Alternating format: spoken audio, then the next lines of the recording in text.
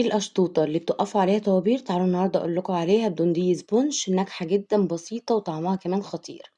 اتمنى ان شاء الله تجربوها وتعجبكم. هنحط 4 بيضات، نص كوباية من السكر، ربع معلقة من الفانيليا، وهنحط كوباية من الدقيق وربع كوباية من المية، وهنحط معلقة من البيكنج باودر ومعلقة من محسن الكيك. هنضرب كل المكونات دي مع بعضيها لحد ما نوصل لخليط هش كريمي بالشكل ده ثابت زي ما انتوا شايفين.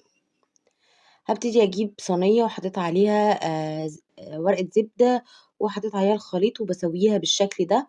الفرن متشغل على درجة حرارة 180، بتاخد بالظبط حوالي 5 دقايق بالظبط بتطلعيها.